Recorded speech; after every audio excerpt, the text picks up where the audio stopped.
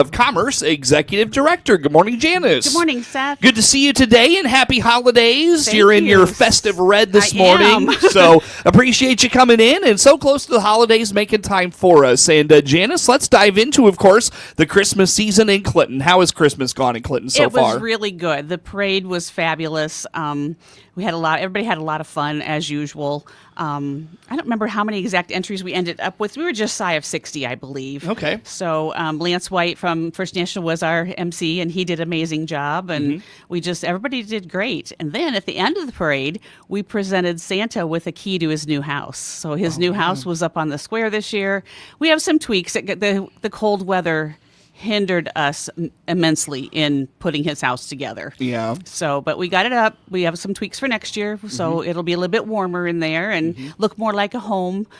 Someone was so polite and called it a tool shed. Well, it is basically, but give us time. We'll turn it into a real home. Well, the elves have to make the toys somehow, right? They do, right? Yeah, so exactly. Well, I'll tell you what, and to that end, Janice, how has Santa's new house gone over on the square? It seemed to go really well. We maybe needed to publicize it a little bit more. We thought we did a really good job, but several people said, Santa's red house isn't sitting on the side of the square. Where is it? Is it not there? And so we encouraged them to visit in there. There's so much more room in there, and it's handicap accessible. Yeah, that's the big thing, right? Yeah. I spoke to Santa before he left to go back to the North Pole, and he said it was wonderful. How many appearances did he make in Clinton this year? You know what? I know that we had him the 11th, 14th, and 21st, and then the 7th, 11th, 14th, 18th, and 21st. He did 2 nights, which he doesn't usually do with us. Okay. And then I know he was at the homestead, so. Yeah, sure. Yeah. So he got around Clinton this year. Very good, very good. So folks are responding well to the new house and everything? Seemed to be, yes.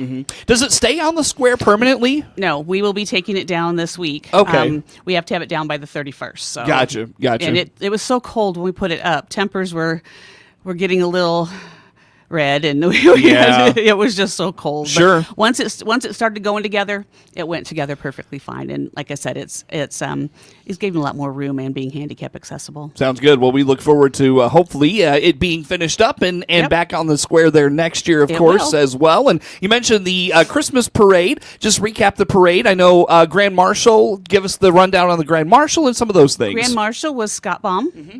He well deserving. Scott has done so many things for this community that are known and things that are unknown for this community. So he was a perfect Grand Marshal. He was actually nominated by Marion, so we thought that was pretty great. Last year's Grand Marshal, of Yes, course. exactly. Sure. And then I'm trying to think if I can remember exactly who won.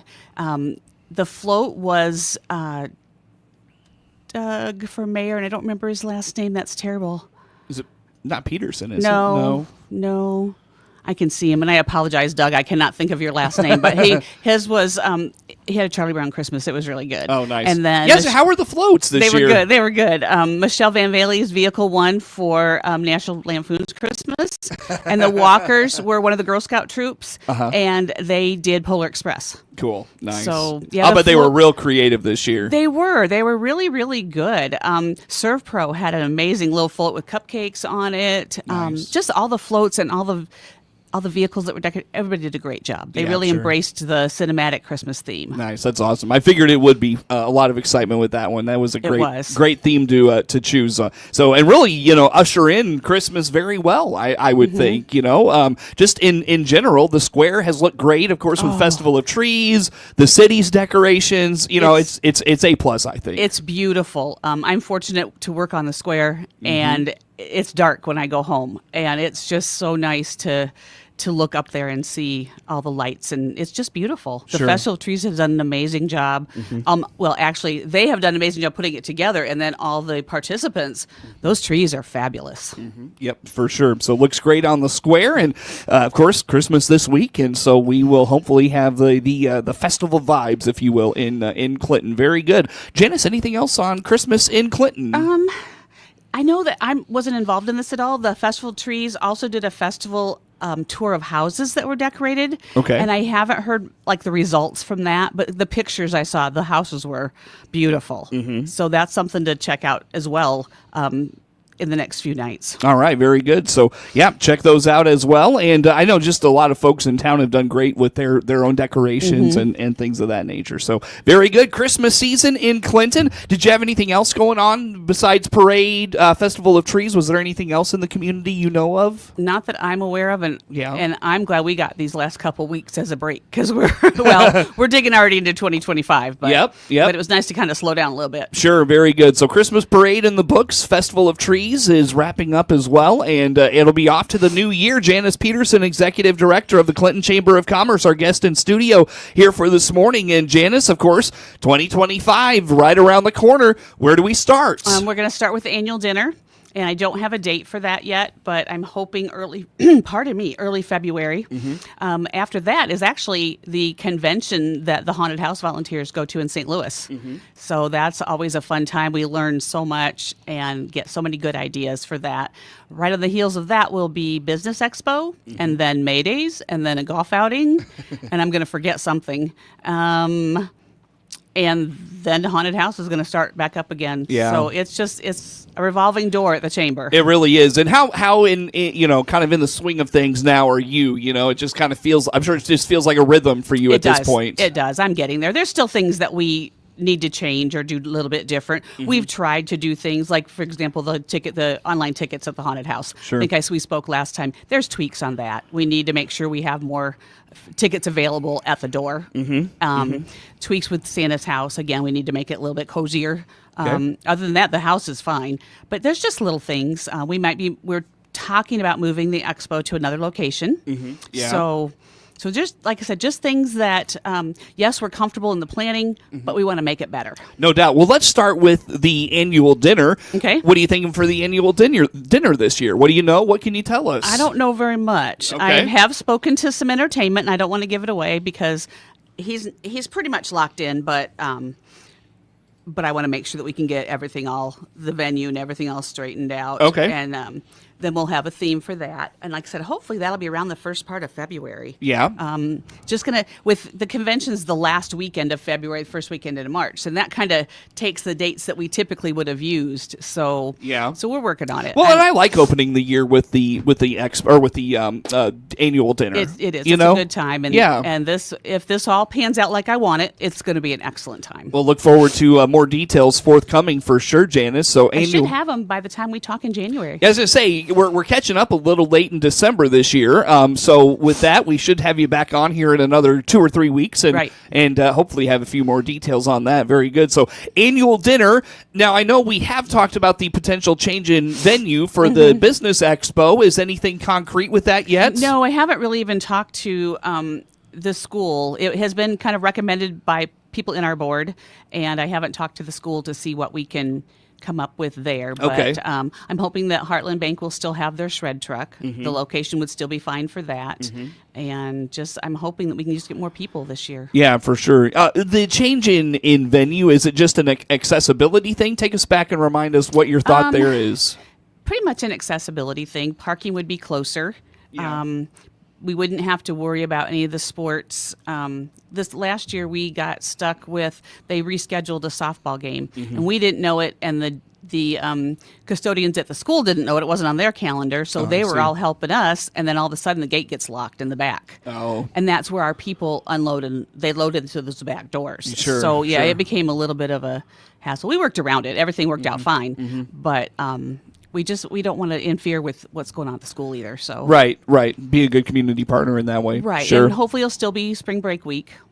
Okay. So date's not even locked in then at this point. No, I'm going to hit that hard come January. Yeah, sure. Very good. Very good. Well, Janice, I'll tell you what, I look at the clock. We could use a break. Best way for folks to learn about all things at the Chamber. How do they do that? They can visit our website at ClintonILChamber.com. They can visit us on Facebook at Visit Clinton IL, or they can give us a call, 217-935-3364. Janice Peterson is the Executive Director of the Clinton Chamber of Commerce, our guest in studio this morning. More to come with Janice on The Morning Show.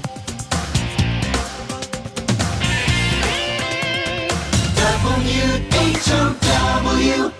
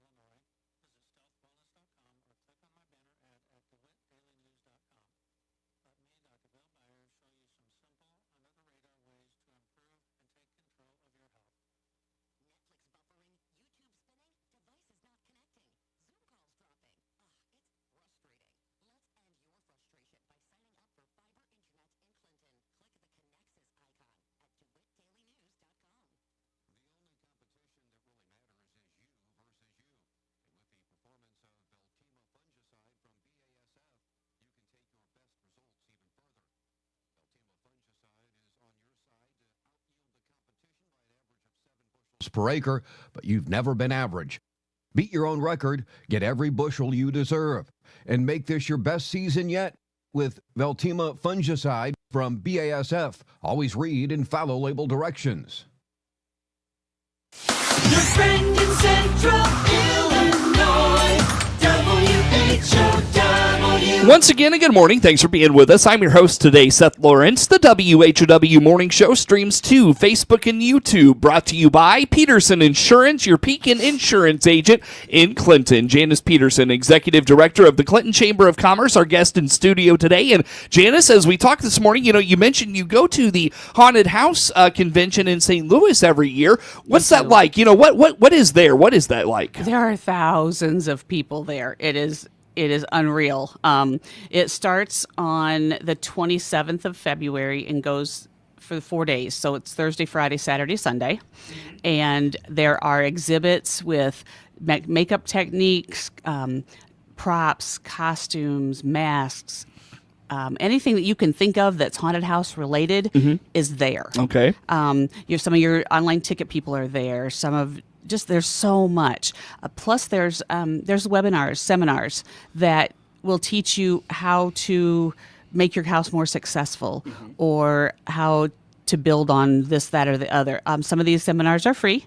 Some of them, there's a small cost. Aaron and I went to one last year that was just a basic kind of a Q&A with the more well-established, I guess, the bigger haunted houses. Okay. And they answered any questions that we had. We were really interested in the online ticketing, and they answered questions after question after question. Yeah. So most of those are held on Thursday, some on Friday, then a little bit on Saturday morning. But Yeah.